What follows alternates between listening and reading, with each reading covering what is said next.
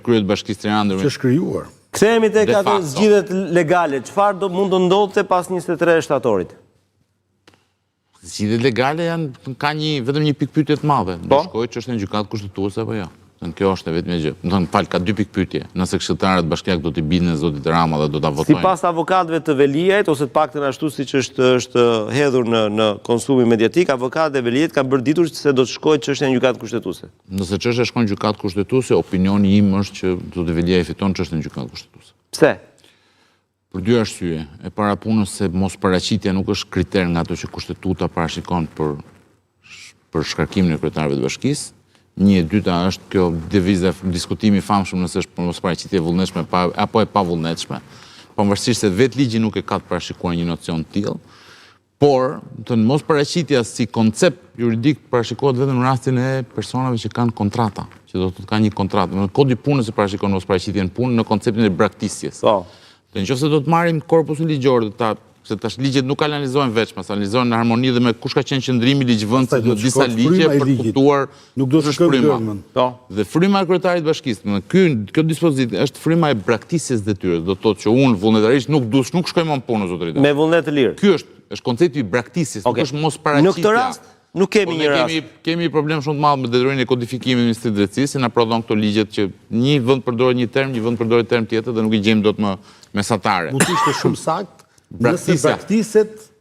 Termi korrekt i përdojnë një të braktisja. Do të thotë nëse ti e braktis dhe tyra... Ose të përcaktohet masën sigurimit arrest në një posaçme. Si kryetar bashkia, atëherë... Kur ke arrestum, s'ke je bëdu pa fatë. Fryma e ligjit është kjo. Nëse unë, zotëri dashur, me vullnetin tim të lirë, vendosit mos paraqitje më në funksion kryetar, nuk dua, jam mërzitur, nuk dua s'jap dorëheqjen, u zhduka fare. Kjo është braktisja. Braktisja është term vullnetar, veprim i vullnetshëm. Në atë rast, po, me gjitha drejtat e Këshillit Bashkiak duhet ta shkarkoj. Dhe jo për një afat 3 mujor, edhe 3 mujor janë shumë. Për një afat shumë të shkurtër. Nëse një punësuar referuar kodit punës, braktis detyrën shkarkohet nga puna për 7 ditë. Okej.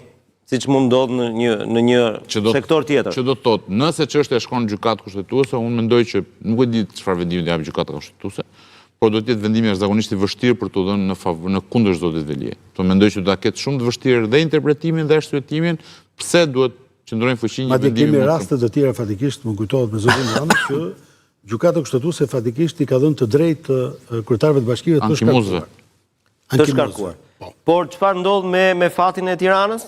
S'ndodh asgjë. Nuk ka asgjë. Ka zgjedhje derisa të vendosë gjykata kushtetuese. Procedura kërkon që Presidenti i Republikës njëkohësisht me vendimin e Këshillit të Ministrave për shkarkimin. Tani, pas 23, të lutem, eci me etapat. Pas 23 shtatorit çfarë ndodh? Supozojmë që meqenëse ka vullnet socialist... U mor vendimi i Këshillit Bashkiak. Po. Ky vendim do t'i përcjellet Këshillit të Ministrave, i cili do të mbledhet prefekturës, legjitimoj prefektura, ata përcjellet pastaj Këshillit të Ministrave.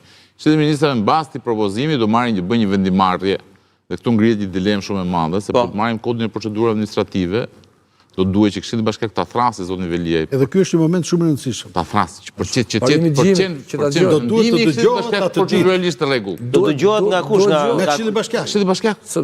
Sepse për shkarkim nga detyra, propozim për shkarkim nga detyra, dhe kur ti merr një masë... Kur do ta bëj këtë dëgjes në 23 shtator? 23. Do ta thrasë aty. Okej, shumë interesante. Kjo besoj edhe për... Dhe kjo është se ka një problem.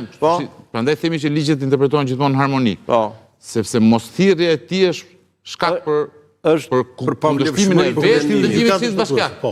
Se ti mund të kundërshtosh dhe vendimin e Këshillit Bashkiak si vendim pa vlerë fillon nga këtu. Perspektivën procedurës. Pra mosthira do të jepte një argument më tepër Veliaj për ta vendimit e Këshillit Bashkiak, pa vendimi i Këshillit të Ministrave. Po. Këshilli i Ministrave